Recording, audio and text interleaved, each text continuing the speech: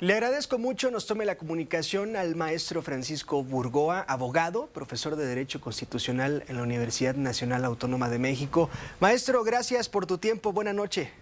Al contrario, Juan Pablo, muy buenas noches y siempre va a ser un gusto poder conversar contigo y con tu audiencia. Son muchísimas hojas, creo son 250 hojas las que tiene este dictamen. ¿Qué has logrado analizar, Francisco, a pocas horas de que ha circulado este dictamen que al principio trascendía, pero ya es oficial, ya se publicó? Así es, son 284 para ser exactas. ¿Ok? Ahora, ¿sí? Los comentarios que hizo el diputado Ramiro Robledo, lo que él decía que tiene más de 100 cambios respecto de la iniciativa del presidente. Esos cambios, si bien es cierto, son varios, pero son más en cuestión de detalles, en cuestión de la forma.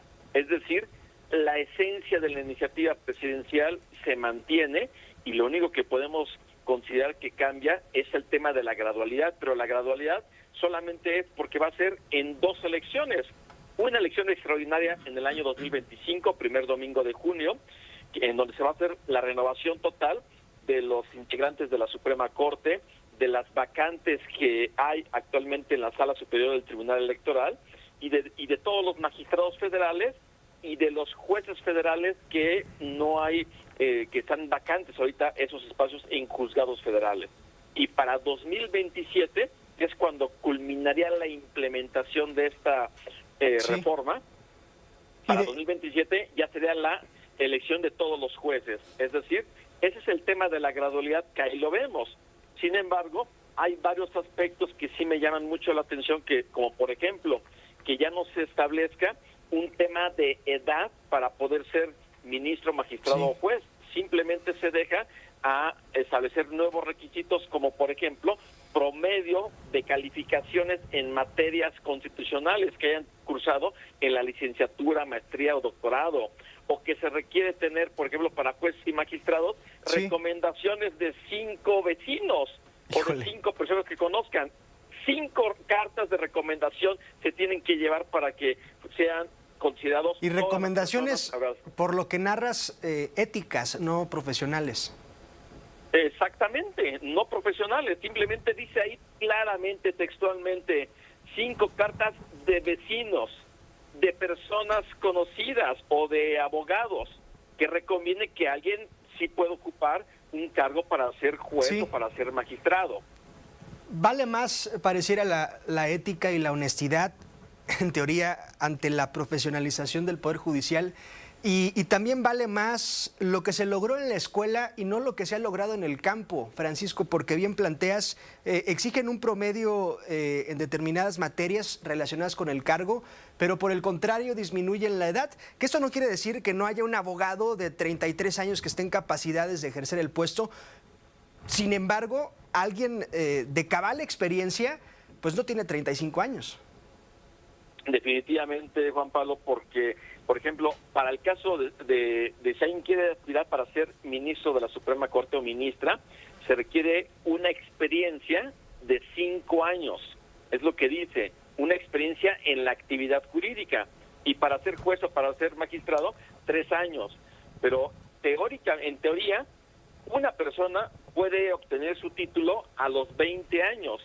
Y si tiene 3 años más de actividad jurídica, entiéndase lo que se quiere entender por actividad jurídica, resulta que ya tendría la posibilidad de poder ser postulado para ser juez o magistrado, o a los 25 años para ser ministro de la Corte.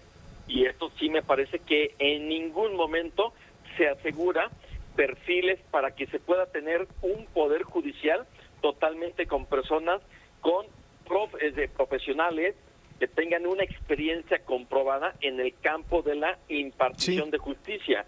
Y son temas que, por eso es que yo sí considero que esos 100 cambios que se le hicieron no fue para garantizar perfiles, simplemente para endurecer esta propuesta en términos de lo que quiere Morena, porque otro punto, Juan Pablo, que me parece importante comentarlo. Resulta que al momento de que tengamos nosotros la boleta electoral, en el anverso de la boleta van a estar todos los nombres con letras pequeñitas de todas las personas que son candidatas, pero se va a distinguir qué candidatos fueron propuestos por el Poder Ejecutivo, por el Poder Legislativo y por el Poder Judicial, por la Corte. Y esto me parece que totalmente es una trampa. Es decir, si a mí me propuso Claudia Sheinbaum, si a Juan Pérez lo propuso Claudia Sheinbaum, en el anverso de la boleta dirá propuesto por el Poder Ejecutivo o por la presidenta Claudia Sheinbaum. Así es, Juan Pablo. A mí me parece que eso rompe con toda equidad, porque van a decir, van a empezar a comentar entre los morenistas, ¿saben qué? Voten todos por los candidatos que propuso la presidenta. Sí, se supone que en estas boletas no hay colores. Se supone que no hay colores, pero sí va a haber una distinción de quiénes son los que fueron propuestos por el Poder Ejecutivo, Legislativo y Judicial. Y también se va a indicar quiénes son los jueces o magistrados en funciones. Oye, Francisco, sí. Hubo una propuesta descabellada hace días del presidente López Obrador que afirmaba que para sacar a las candidatas y a los candidatos a ocupar la boleta, pues podría abrir esto a un sorteo, a una tómbola. ¿Alcanzas a apreciar en estas más de 280 hojas si se precisa algo sobre eso? Tal cual como una tómbola, no. Sin embargo, se deja un aspecto muy abierto porque, por ejemplo, va a haber comités de evaluación por cada poder, un comité de evaluación integrado por 5 personas, por el Poder Legislativo, Ejecutivo y Judicial. Y ya que se hace una selección, después lo que se entiende es que va a haber otro gran comité de evaluación para hacer otro filtro. Y ahí es en donde puede entrar, aunque no lo dice explícitamente, o si lo dice, yo no lo leí, que va a haber una especie de insaculación o tómbola, sino se deja abierta la posibilidad de que se haga una selección respecto de todos los candidatos, que para empezar, cualquier persona va a poder aspirar a ser candidato, cualquier persona que cumpla con los requisitos, incluyendo esas 5 cartas de recomendación. Francisco, una última. El lunes entra en comisiones de puntos constitucionales, seguramente pasará sin problema, pero esta legislatura ya está por concluir. ¿Dejarán aprobado el dictamen para que la siguiente legislatura lo tome calientito? ¿Se puede este asunto? Sí se puede desde el punto de vista de la propia legislación que rige todo lo relativo a la Cámara de Diputados, Cámara de Senadores. En esos momentos ya se publicó la convocatoria, el 26 de agosto, el lunes 26, se va a llevar a cabo la reunión de la Comisión de Puntos Constitucionales. Se prevé que se vaya a aprobar porque se requiere una mayoría absoluta de sus miembros, 50% más uno que los tiene Morena, y como bien dices, Juan Pablo, lo van a dejar calientito para que, pues yo consideraría que el 2 de septiembre la Cámara de Diputados inmediatamente en sesión de pleno quiera luego ya discutirlo, inmediatamente aprobarlo, porque recordemos que septiembre es el mes en donde va a iniciar la nueva legislatura y es el último mes del mandato del presidente López Obrador, y quieren darle al presidente López Obrador esta reforma aprobada en septiembre, y van a hacer todo lo que puedan para que así sea, aunque todavía hay que esperar lo que diga el INE y sobre todo la Sala Superior del Tribunal Electoral con el tema de la sobrerepresentación y subrepresentación de la oposición.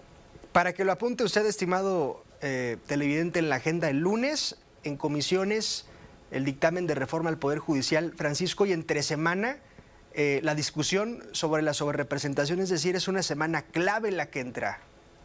O sea, la próxima semana, de hecho, exactamente el próximo viernes, Juan Pablo, viernes 23 de agosto, es el día en el que, a más tardar el 23, el INE va a hacer la asignación de los diputados y de los senadores plurinominales. Sí. Posteriormente vamos a tener ahí 3 días, que en esos 3 días es cuando se van a presentar las impugnaciones ante la Sala Superior. Es decir, la semana que viene y la posterior, porque la reunión de la Comisión de Puntos Constitucionales es el 26 de agosto. Ok. Y en esa semana es cuando la Sala Superior también tiene que definir a quién le va a dar la razón, si va a aprobar o no aprobar esta sobrerepresentación de la coalición de Morena, Partido Verde y PT, y eso implicaría que le va a dar la mayoría calificada o no. Es algo que pues será una discusión muy interesante y sobre todo muy importante para nuestra república, sin duda, porque ahí se construirá la mayoría calificada artificial de Morena y el oficialismo o no, y le daría la posibilidad para que pueda reformar la Constitución como quiera. Abogado Burgoa, gracias por tu tiempo y me dará gusto platicar contigo la semana pasada porque de verdad habrá mucha tela de dónde cortar. Gracias. Al contrario, con todo gusto, Juan Pablo. Fuerte abrazo. Gracias, es el abogado Francisco Burgoa, el maestro Francisco Burgoa.